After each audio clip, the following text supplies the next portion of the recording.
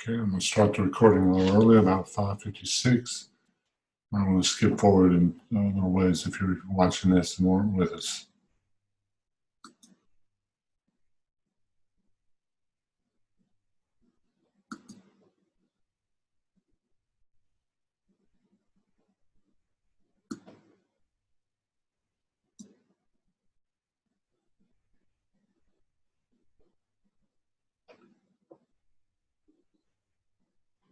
Hope all is well in your lives. Oops, forgot to shut that.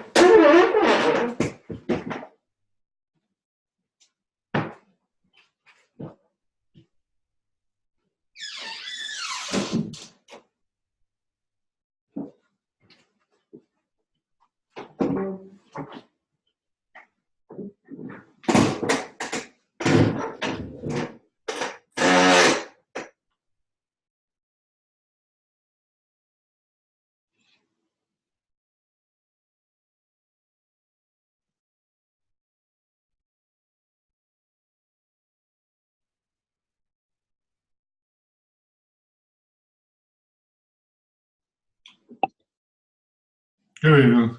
How you doing, Pamela? I'm good. How are you? Good, thank you. Good. Hope you've had a pleasant week. Yes, I have actually. Good. Going good. Give it a few more minutes here. See who we pull out of the depths of writing on their evidence artifacts instead. Did you attend Dr. Lamb's meeting last night? I missed it. I missed that email. I should have been checking my email every day, even though we were supposed to be on fall break, and I didn't. I felt so bad, but I watched it today. Oh, so you got the drop dead info. Oh yeah. Well, I went, and it was very valuable. I mean, there was so much there. Yeah. Have you guys had him for a course on your way through? Yeah. He was. We had Stedman. We had Stedman, and he was our clinical coach. So he helped a lot. Yeah. That first semester. He and I were principals together in Charlotte Mecklenburg. And it's, really? Yeah. Many years ago. The stories that he can tell. Yep.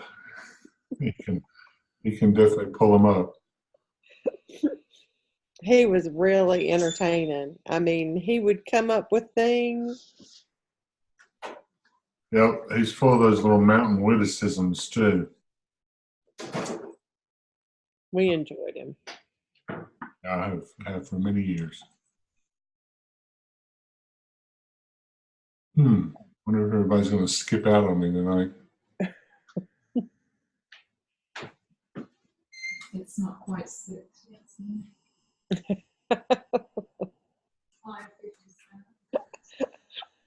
Make poor Pamela watch this video all by herself. It's actually good though, so.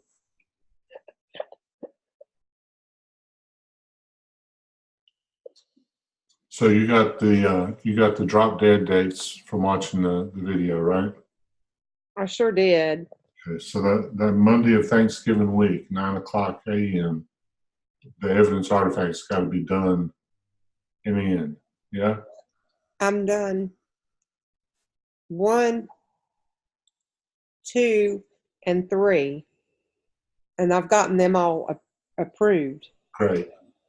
So I'm kind of writing 4 and 5 together because I'm really visual and I like to lay things out.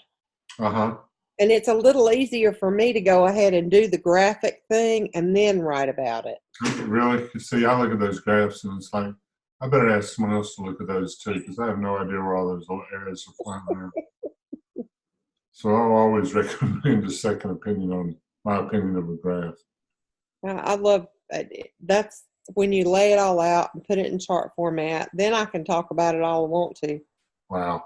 So I think Write it and then have to figure out how I can put it. And I'll invariably put it in a set of boxes, you know, like never one of these things with the arrows going from the bottom to the top to the choice. If you make the choice here, it goes this way and all that. That's hopeless. I think that's one thing. Wait. I think we have a third. Okay. That sounds like a quorum. I'm going to get started here. First thing I have to do is review Dr. Lamb's meeting last night. So I think Tamara was there. And Pamela, you say you listened to it this morning, but I have to reiterate that November 19th at 9 a.m. is the drop dead due date for all evidence artifacts.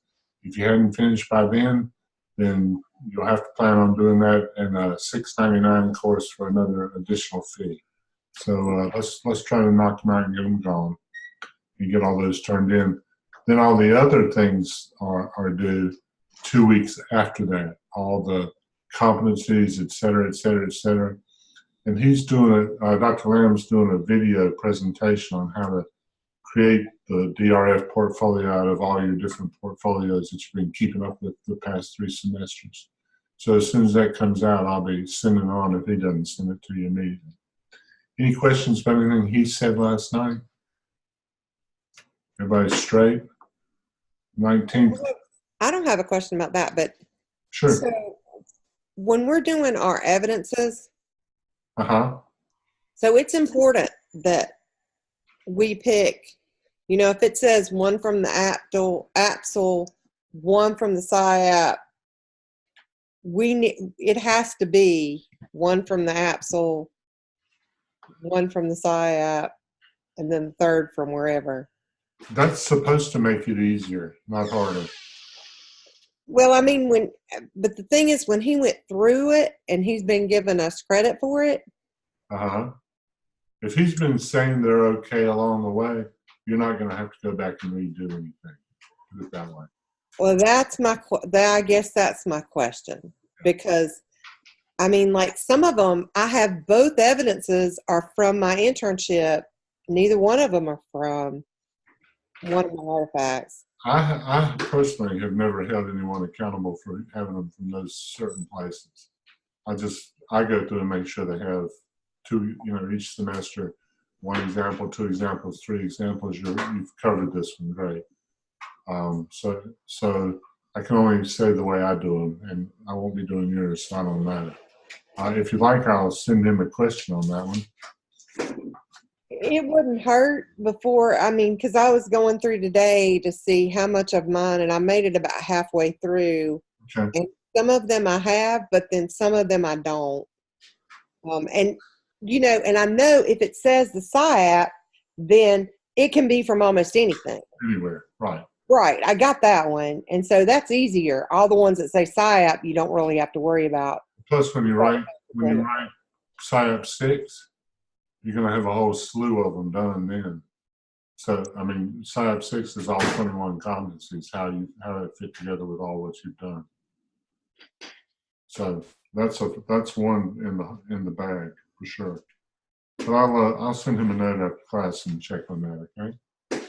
Any other questions about anything Dr. Lamb said last night about drop dead due dates? You guys good to go? Okay. Then let's take a look at what we have to do coming up. And tonight and next week, we're going to talk a little bit about motivational speaking. Not a little bit, hopefully a lot. I've got 2 TED Talks. I promised you I wouldn't drone on it at you anymore if I could help it. So after we're finished with this business discussion, I'll save my questions to the end. The question I'm going to ask you tonight at the end is pretty obvious as you listen to this guy talk. So just be prepared, and hopefully everyone will have a little bit of something to contribute to that. Then motivational speaking number 2 will be next week, and it'll be, I'm actually putting together a speech and some rhythms that you can look for to do a better job. And then the Tuesday before Thanksgiving week, will have effective communication with individuals, and that I'll be doing that one from a in-service I did at Gardner Webb last spring. Then we have Thanksgiving week. Then Dr. Whitaker is going to be our guest moderator the week following Thanksgiving. I'm going to have some surgery that week, and I'm going to be down and out for at least 2 weeks. So I hope to be back in time for December 4 and looking at managing performance and facilitating change. But they tell me I might be a little longer recuperating, so we'll see. But anyway, I wanted to have you in depth and ready for that. Remember, Thanksgiving week, Monday morning, 9 a.m. is going to be the drop dead due date for evidence artifacts. Oh, and anytime I'm out, Dr. Lamb agreed to keep up with my shells and make sure that you had comments and grades, etc. So you won't suffer in that way in any way. And it'll be after the evidence artifacts are due, well, the day after. So if you're going to be that last minute person to put in the evidence artifact, like at 8 a.m. on Monday morning, it will be Dr. Lamb looking at it then. Okay? Keep up your reading, all that other stuff, and we should be in good shape.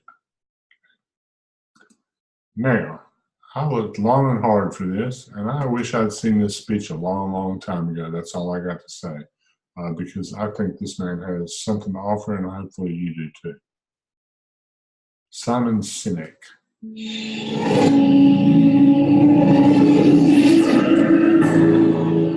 Go ahead and want that.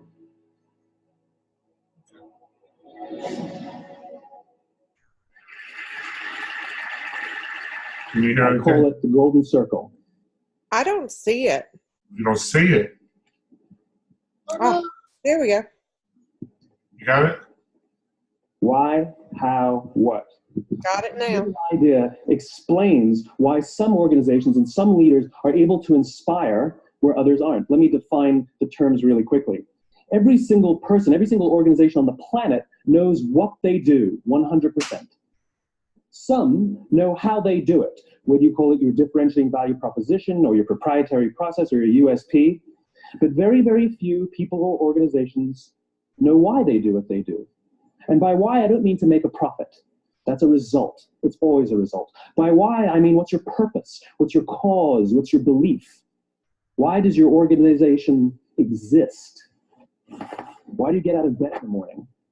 And why should anyone care? Well, as a result, the way we think, the way we act, the way we communicate is from the outside in. It's obvious. We go from the clearest thing to the fuzziest thing.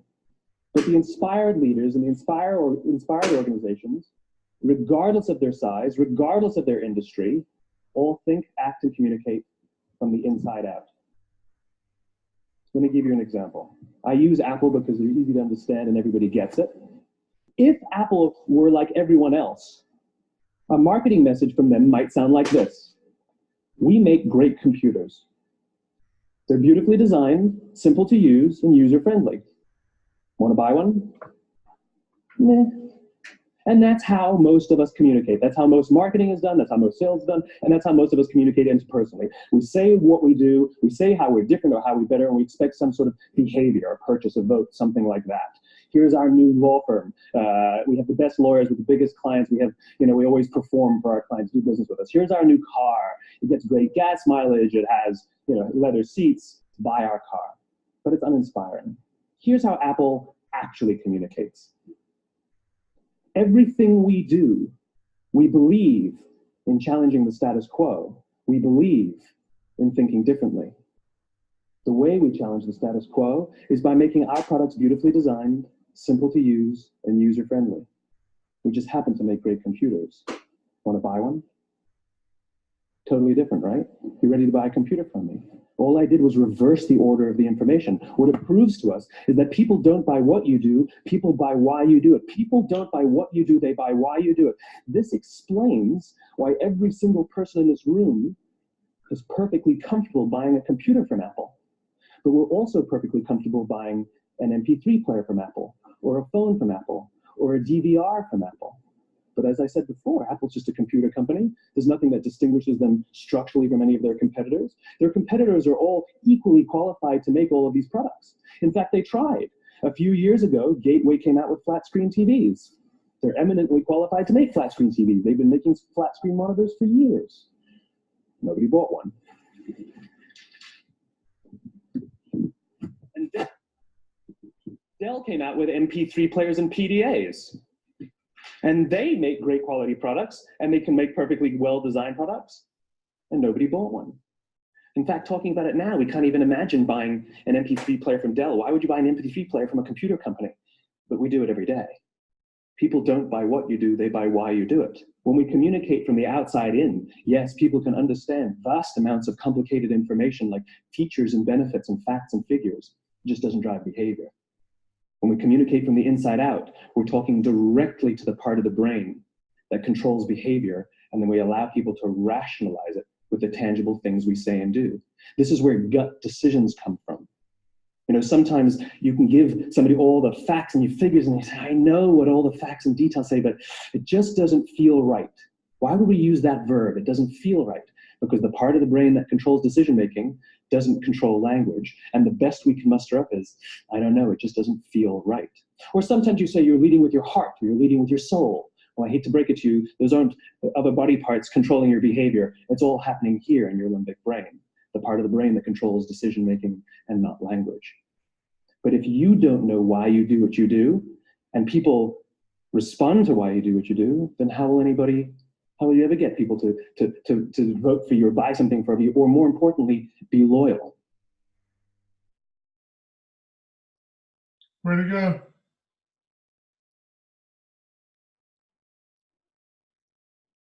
Ladies and gentlemen, please welcome Mr. Simon Sinek. Oh no.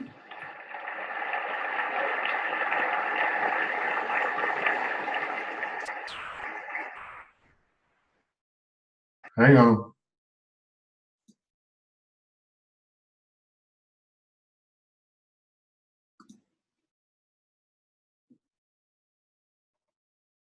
There's a lot more to that one than he said.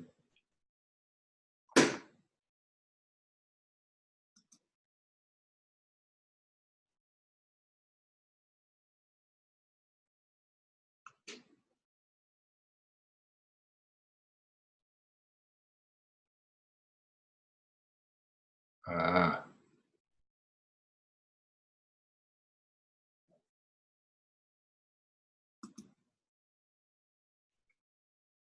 At Signature Hardware, you'll find everything.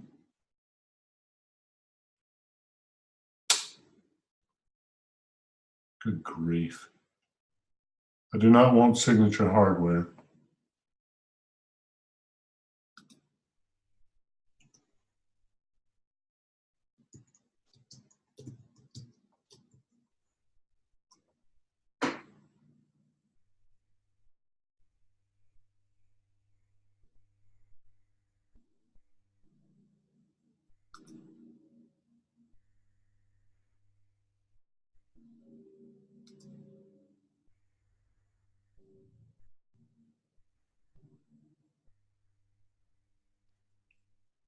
My principal had us watch this You've seen it? last year. Okay, I'm gonna go. Decision-making doesn't control language, and the best we can muster up is, I don't know, it just doesn't feel right. Or sometimes you say you're leading with your heart, or you're leading with your soul. Well, I hate to break it to you, those aren't other body parts controlling your behavior. It's all happening here in your limbic brain, the part of the brain that controls decision-making and not language. But if you don't know why you do what you do, and people respond to why you do what you do, then how will you ever get people to I don't know if I'd have, from you, or more importantly, be loyal and want to be part of what it is that you do? Again, the goal is not just to sell people who need what you have. The goal is to sell to people who believe what you believe. The goal is not just to hire people who need a job. It's to hire people who believe what you believe. I always say that, you know, there's if you hire people just because they can do a job, they'll work for your money. But if you hire people who believe what you believe, they work for you with blood and sweat and tears. And nowhere else is there a better example of this than with the Wright brothers. Most people don't know about Samuel Pierpont Langley. And back in the early 20th century, The pursuit of powered man flight was like the dot-com of the day. Everybody was trying it. And Samuel Pierpont Langley had what we assume to be the recipe for success. I mean, even now, you ask people, why did your product or why did your company fail? And people always give you the same permutation of the same three things. Undercapitalized, the wrong people, bad market conditions. It's always the same three things. So let's explore that. Samuel Pierpont Langley was given $50,000 by the War Department to figure out this flying machine. Money was no problem. He held a seat at Harvard and worked at the Smithsonian and was extremely well connected. He knew all the big minds of the day.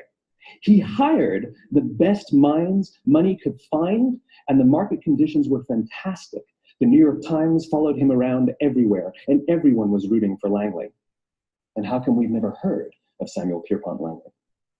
A few hundred miles away in Dayton, Ohio, Orville and Wilbur Wright. They had none of what we consider to be the recipe for success. They had no money. They paid for their dream with the proceeds from their bicycle shop. Not a single person on the Wright brothers team had a college education, not even Orville or Wilbur. And the New York Times followed them around nowhere. The difference was Orville and Wilbur were driven by a cause, by a purpose, by a belief. They believed that if they could figure out this flying machine, it'll change the course of the world. Samuel Pierpont Langley was different. He wanted to be rich and he wanted to be famous. He was in pursuit of the result. He was in pursuit of the riches. And lo and behold, look what happened. The people who believed in the Wright brothers' dream worked with them with blood and sweat and tears. The others just worked for the paycheck. And they tell stories of how every time the Wright brothers went out, they would have to take 5 sets of parts because that's how many times they would crash before they came in for supper. And eventually on December 17th, 1903, the Wright brothers took flight. And no one was there to even experience it. We found out about it a few days later. And further proof that Langley was motivated by the wrong thing, the day the Wright brothers took flight, he quit. He could have said, that's an amazing discovery, guys. Now I'll improve upon your technology. But he didn't. He wasn't first. He didn't get rich. He didn't get famous. So he quit. People don't buy what you do, they buy why you do it. And if you talk about what you believe, you will attract those who believe what you believe. Well, why is it important to attract those who believe what you believe? Something called the law of diffusion of innovation. And if you don't know the law, you definitely know the terminology. The first 2.5% of our population are our innovators. The next 13.5% of our population are our early adopters. The next 34% are your early majority, your late majority, and your laggards. The only reason these people buy touch-tone phones is because you can't buy rotary phones anymore. That's me.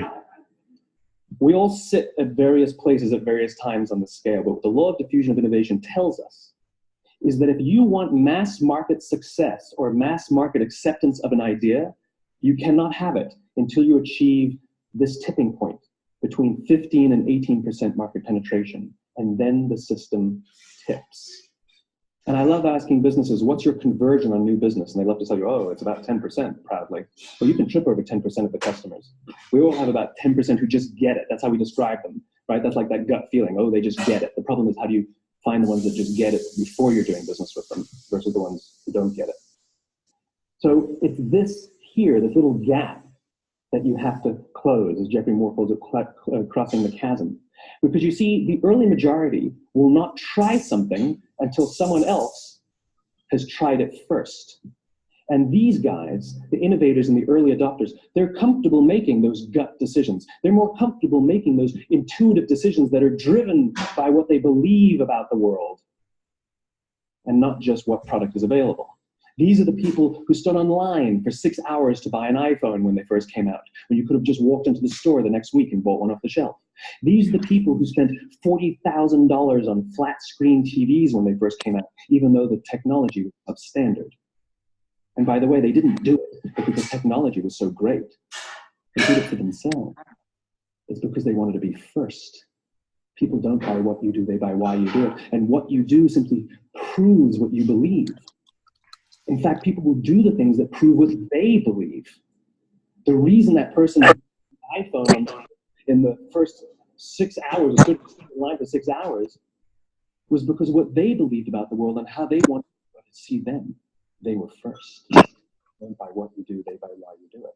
So let me give a famous example, a famous failure and a famous success of the law of diffusion of innovation. First, the famous failure. It's a commercial example. As we said before a second ago, the recipe for success is money and the right people and the right marketing conditions, right? You should have success then. Look at TiVo. From the time TiVo came out about 8 or 9 years ago to this current day, they are the single highest quality product on the market. Hands down, there is no dispute. They were extremely well funded. Market conditions were fantastic. I mean, we use TiVo as a verb. I TiVo stuff on my piece of junk Time Warner DVR all the time. But TiVo's a commercial failure. They've never made money. And when they went IPO, their stock was at about $30 or $40 and then plummeted, and it's never traded above 10. In fact, I don't think it's even traded above 6, except for a couple of little spikes. Because you see, when TiVo launched their product, they told us all what they had. They said, we have a product that pauses live TV, skips commercials, rewinds live TV, and memorizes your viewing habits without you even asking. And the cynical majority said, we don't believe you. We don't need it. We don't like it. You're scaring us. What if they had said, if you're the kind of person who likes to have total control over every aspect of your life, boy, do we have a product for you. It pauses live TV, skips commercials, memorizes your viewing habits, etc., etc. People don't buy what you do, they buy why you do it, and what you do simply serves as the proof of what you believe. Now let me give you a successful example of the law of diffusion of innovation. In the summer of 1963, 250,000 people showed up on the Mall in Washington to hear Dr. King speak. They sent out no invitations, and there was no website to check the date. How do you do that?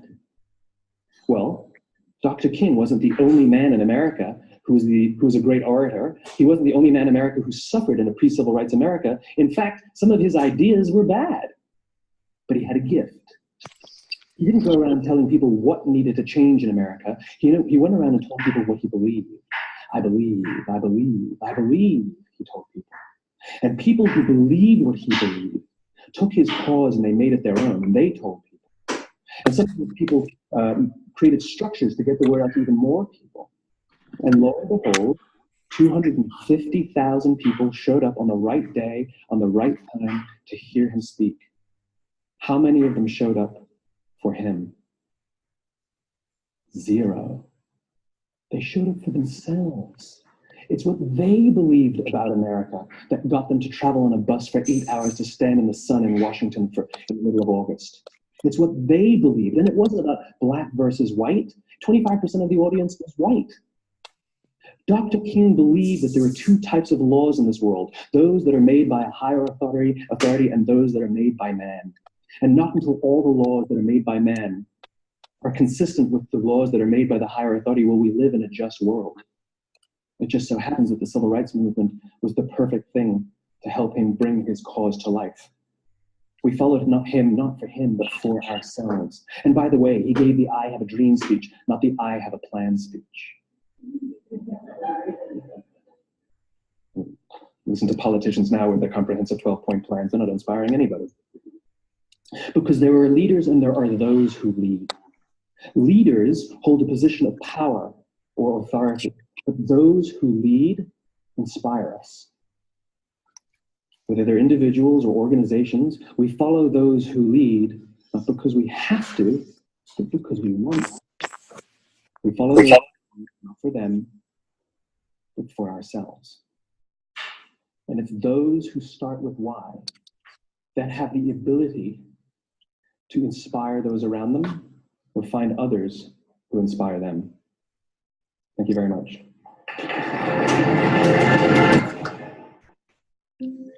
All right. We enter and leave this world needing care. It's a universal part of being human. Me? Oh, okay. So I only have one question. Why you? Who wants to answer it? I always knew what that guy said was true, but I never heard it said that way. And the why is, it's crucial. So why you? Why are you the new principal of XYZ school? Why were you the right choice? Come on, somebody.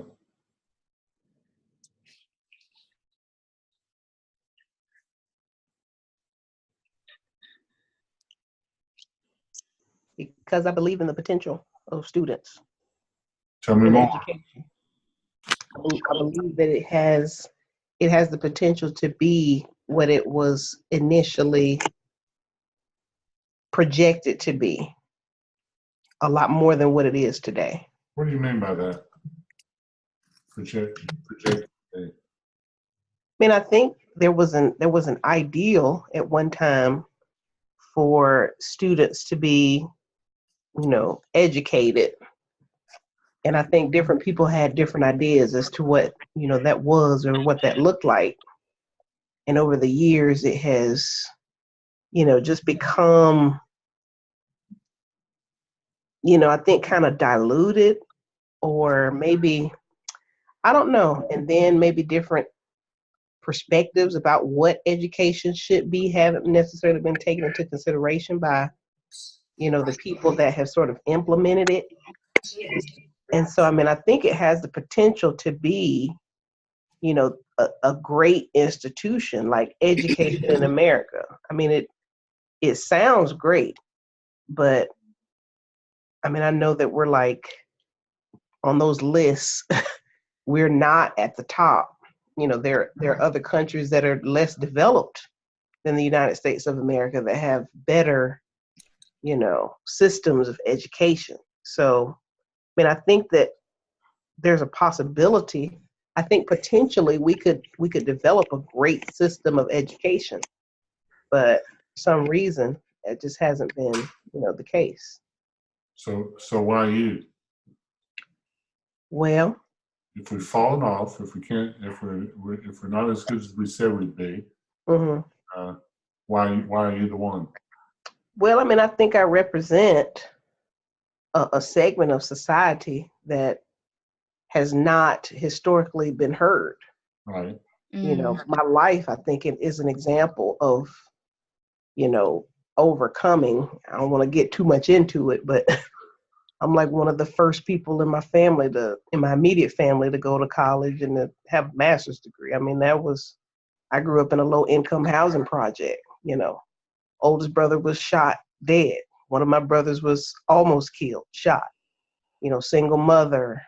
So, I mean, I look at my life as an example for other students who look like me, who come from where I come from. And I use that, in my classroom. And I tell kids all the time, all kids, Right. This is where I come from. This is what I've been through. This is what I've done. You can do it too. Mm-hmm. So I think that This is the avenue in which you can do it. right.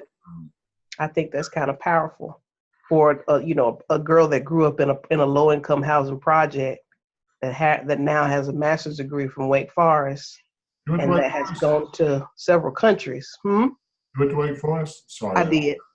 I'm a Mhm. grad. 78. Okay.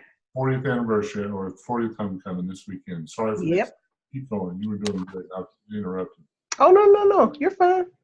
Yeah, you were But rolling there. that's my reason. And that's the important part, to be able to roll with it. To really, why? Because of this, and this. And if you buy into me, you'll feel those same things. Excellent. Okay, anybody else? I wanted to just piggyback. First of all, I commend Tamara on what she was saying as being the role model for those students.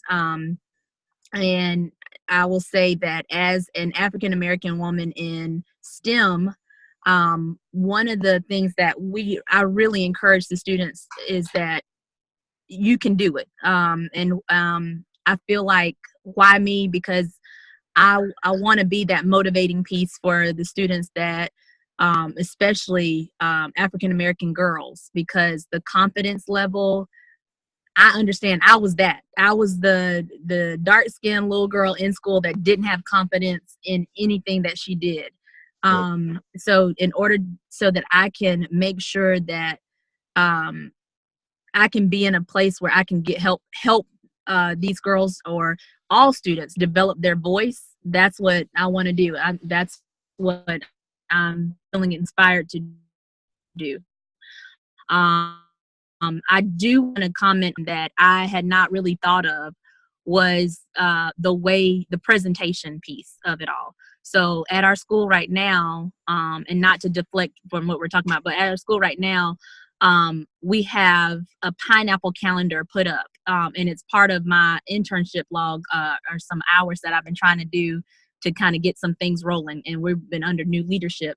But we don't have funds to go out into other professional development communities outside of school. So we wanted to make sure that teachers are still getting that time to go into classrooms. And I thought just because, I was enthusiastic about it or put something up there, that it would be an opportunity for teachers to go into each other's classroom. But they were like, no, I don't. My door is closed. So like how he was saying with TiVo, it's always how you present the information, because what I could have done and what I've learned from just, watching the film just now, what I could have done is said, hey, do you want to see someone who's done breakout boxes, like who's got it down pat, or do you want to get more comfortable with this versus, hey, can you open up your classroom to let somebody come in? So I think the approach is all very important on how you present your anything to your staff, to get them on board and to inspire and to help to build a voice. But there's like a generation of teachers that right there on the cups of like retiring from Terry, and I often have conversations about to other people, like the millennials, or even right past the millennials, like what are you going to do to keep us in there in the fight for education? But a lot of us are self-driven, and we're doing it because in spite of the extra hours that I have to spend at school, or in spite of the extra duties that are placed and demands that are placed upon me. So we see the potential, like Tamara spoke about earlier, we see the potential in our students, and we see the potential in education, and we want to adhere to making sure that those students are developing those voices. So that would be my answer to why me. Sounds good. So your 12-point plan, my favorite line in the whole thing is when he says about 12-point plans, who cares? Mm-hmm. You got to have the plan behind the inspiration, but until you do the inspiration, there's not a whole lot else to plan. And one of to me, the most inspiring places to work is in a place where kids really need school. Mm-hmm. Either girls really need school for opportunities in STEM. African Americans need school for opportunities in the world. Mm-hmm. Hispanic kids need opportunities to break in and be part of American society. Mm-hmm. Those to me are very inspiring, and the whys behind why we do what we do. Right. Not the money, for sure. I will say the worst speech I ever heard, I shouldn't say this well anyway, there's a guy who followed me in my last school. I retired in February, and he became principal. And I went back for 8th grade, moving on day. And he started talking about test scores, and this score and that score, and what percentage made this and what percentage made that. And not a single person at place wanted to hear that. They wanted to know why our school had been great for their kids, and why their kids were going to high school, and why that was going to be fantastic, etc. No one wants to hear those 12-point plans. You got to have the 12-point plan. Mm-hmm. Be successful, because you got to know what you're doing. But nobody wants to hear about it. And certainly as your opening line, I have a 12-point plan. Anybody else want to tell me why you're the person? Why are you the one? If you can't say it now, make sure you know what you're going to say when the time comes. That first day up in front, The first night I ever spoke to a PTA, I was absolutely soaked with sweat. I was so nervous. I thought I was going to have a heart attack. But you get used to it. But you gotta know why you're going to do it, and you got to be ready to speak.